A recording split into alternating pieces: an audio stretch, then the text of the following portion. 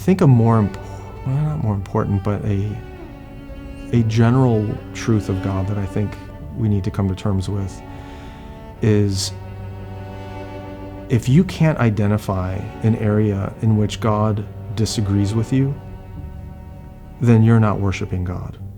You're worshiping yourself. You have remade God in your own image. So maybe the truth is, are you willing to accept that God is fundamentally different than you? And I don't think most of us are. If he agrees with your politics and your cultural views and your attitudes and your opinions, and you've remade God in your image, you're not being remade in his. And so a real journey with God requires an enormous amount of self-awareness and reflection, and a willingness to lay that before him and surrender that.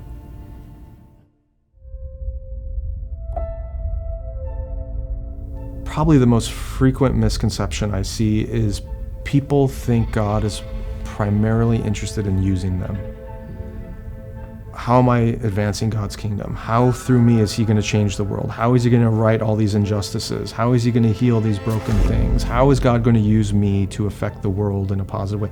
And that's great. It's not a terrible thing, but that's not the primary interest God has in you. And if you think he needs you, then there's something seriously deficient in your vision of who God is, and too elevated about who you think you are.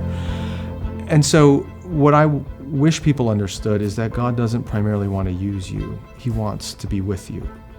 And that was a deeply transformative truth for me, and one that I think in a lot of my tradition of the church people don't understand. We so highly elevate the mission of God that we can't see anything else.